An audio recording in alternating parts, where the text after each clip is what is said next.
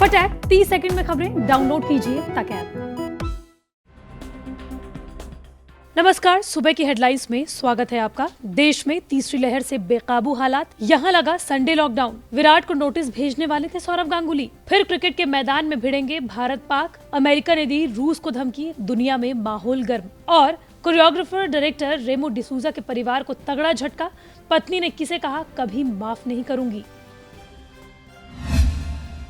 देश में कोरोना की तीसरी लहर बेकाबू होती हुई नजर आ रही है। देश में 21 जनवरी को 3,44,856 नए कोरोना संक्रमित मिले।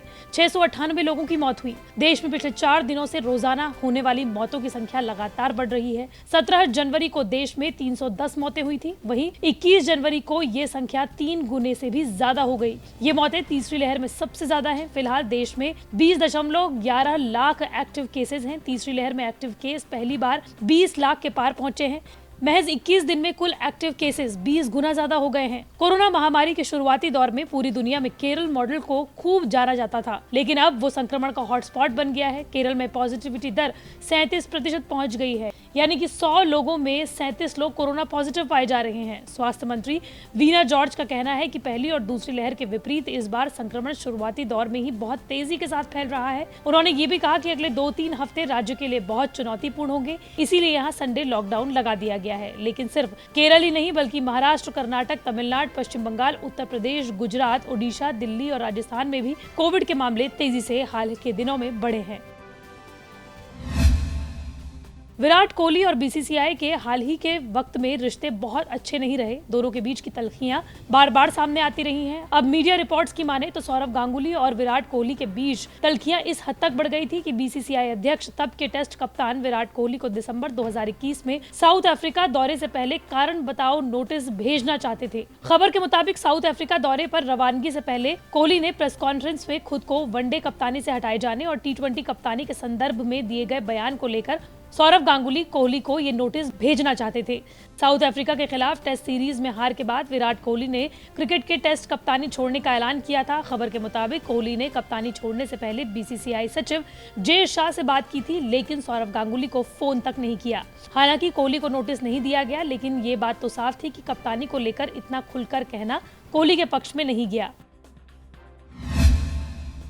ऑस्ट्रेलिया में साल 2022 में होने वाले T20 वर्ल्ड कप 2022 का शेड्यूल जारी हो गया है। ऑस्ट्रेलिया ही मौजूदा T20 वर्ल्ड चैंपियन है। ऐसे में अगला महामुकाबला उसके ही घर पर होगा। लेकिन खास बात यह है कि फिर T20 वर्ल्ड कप में भारत और पाकिस्तान के बीच में मुकाबला होगा। आईसीसी ने 21 जनवरी सुबह नया शेड्यूल जारी किया। T20 वर्ल्ड कप की शुरुआत 16 अक्टूबर से होगी, जबकि सुपर 12 राउंड की शुरुआत 22 अक्टूबर से होगी, जिसमें ऑस्ट्रेलिया की भिड़ंत न्यूजीलैंड के साथ होगी, जबकि टीम इंडिया 23 अक्टूबर को पाकिस्तान के साथ भिड़ेगी। चलिए आपको भारत के शुरुआती मुकाबलों के बारे में बता देते हैं। 23 अक्टूबर को भारत बनाम पाकिस्तान मैच होगा। 27 अक्टूबर भारत बनाम ग्रुप ए रनर अप के बीच में मुकाबला होगा। 30 अक्टूबर को भारत बनाम साउथ अफ्रीका के बीच मैच होगा। 2 नवंबर को भारत बनाम बांग्लादेश के बीच में मैच होगा और 6 नवंबर को भारत बनाम ग्रुप बी विनर के बीच में होगा। T20 वर्ल्ड कप 2020 में टीम इंडिया को पाकिस्तान, साउथ अफ्रीका, बांग्लादेश और 2 क्वालिफायर टीमों के साथ ग्रुप 2 में खेलना है। T20 वर्ल्ड कप 2021 में भी भारत का मुकाबला पाकिस्तान के साथ हुआ था,